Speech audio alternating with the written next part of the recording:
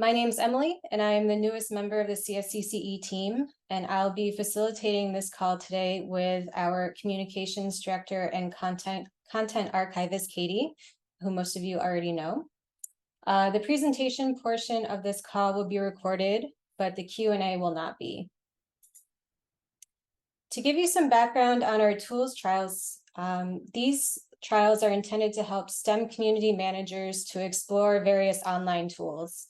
So we started running tools trials in 2020 when the onset of the pandemic prompted a shift to virtual collaboration.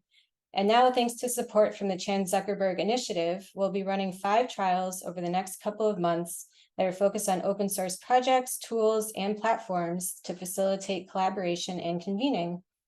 We'll also be producing a series of tip sheets to consolidate what we learn, and we'll be sharing recordings of demos on our YouTube channel and website. So there are a few ways for you to participate in today's call. We'll be taking collaborative notes in the Google Doc that was shared in the chat. And we invite you to provide your name and affiliation if you're comfortable doing so. You can answer our opening prompts, take notes, and jot down questions during the presentations. Today, we will have 3 guest presentations, and we plan to hold questions until the presentations are over. So we ask that you please leave your questions in the notes doc rather than the chat to help us moderate the Q&A and so that speakers can respond to your questions in writing. If you have resources to share, you're welcome to include those in the resources section. We would also appreciate it if you could take just a couple of minutes toward the end of today's session to complete our very brief survey to share what you learned from today's session and any other feedback that you have for us. In addition, you'll find our community participation guidelines, core values, and virtual event safety policies at the top of the doc. If you're new to our community, we invite you to join our Slack workspace where you can connect with other community managers and learn about our upcoming programming. You may also consider joining our open source special interest group, which is co-led by Sarah Petty of the Open Knowledge Foundation and Bree Johns from the Gathering for Open Source Hardware. You're also welcome to sign up for our mailing list and pencil our next call in this series on your calendar, which will focus on how the Carpentries uses open tools to support their events. So for today, we'll start with a very brief introduction to GitHub, and then we'll learn about 3 open projects for community collaboration that are housed on GitHub. We'll see how community calls are coordinated for the rOpenSci community, how Data Umbrella generates content for their blog and uses Jekyll, which is an open source tool for creating static websites and blogs. And lastly, we'll learn how the Turing Way organizes their book dash. We'll wrap up with a Q&A and discussion.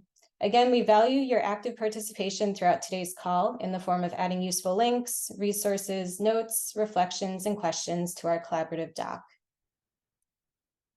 I'll take a moment to introduce our speakers for today's session.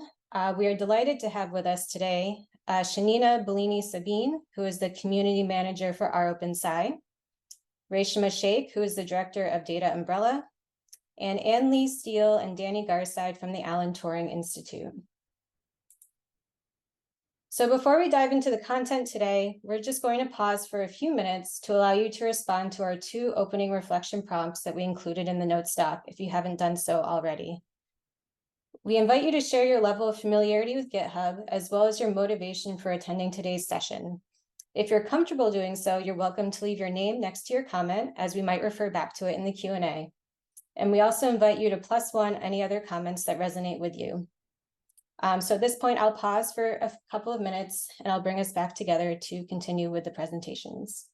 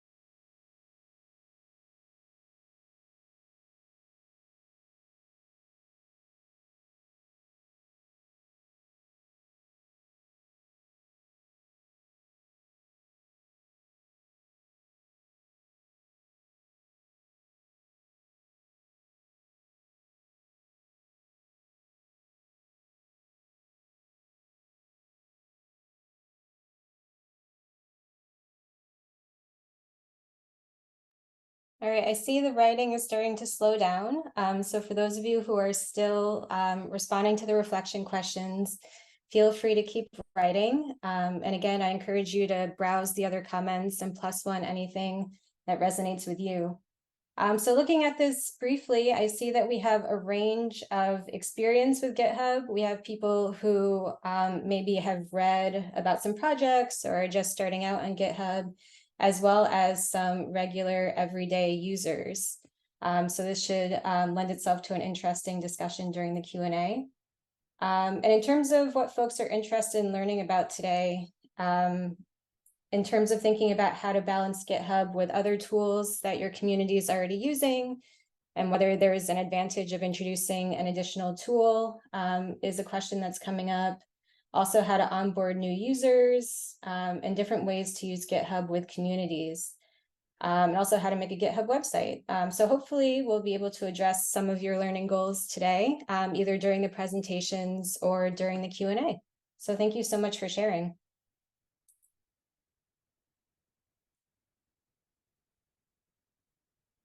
So let's transition to a very brief high-level overview of GitHub. We certainly won't be going over all of the functionality today, but I want to make sure that you have enough understanding to be able to follow the presentations. This is particularly for those of you who are new to using the platform. So briefly, GitHub is a platform and cloud service that's primarily used for open source software development. And it uses Git, which is an open source software that supports version control. So the original intent of GitHub was to allow developers to store and manage code. But what we'll see today and throughout this series is that you don't need to necessarily be an expert developer to reap some of GitHub's benefits as a place to manage collaborations openly. So we'll see today how community managers have found ways to leverage the platform to meet coordination needs and also meet members where they're already working. I'll start by going through some key terms that will facilitate your understanding of today's presentations. So we'll start very basically with a repository or a repo, which is a project. And these repos can be centralized into an organization. We'll see that issues are used to keep track of requests and that templates can be used to standardize issues. Users can then comment on issues and labels can be used to categorize them. And we'll learn that GitHub pages are hosted by GitHub and can be deployed to a public site. So in the screenshot here, I have a snapshot of the Data Umbrella GitHub page. So you can see Data Umbrella is the organization, and then you can see a list of some of their repositories, just as an example to orient you. Here's another example from rOpenSci, which you'll be seeing again later today. So we have, again, rOpenSci as the organization. This particular repository is for community calls. You can see the list of issues. These different colored shapes are labels. And then you can see how many comments there are in each one of the issues. So other features that we might touch on today that you might be interested in if you're already using GitHub with communities or are thinking about using it, are the ability to create documentation, including README files, to create wikis, create graphs, such as the one seen here of contributors, commits, and members. You can have email notifications, discussions, you can mention people, use emojis, have nested task lists, use the PDF viewer, and even more. So if you're interested in getting started with GitHub, you can use their documentation to create a new repository. You can decide whether it would be public or private, invite your collaborators, add contributor guidelines, a code of conduct, and a license to help your collaborators make meaningful and useful contributions. And then lastly, you can organize your work with issues and maybe even templates.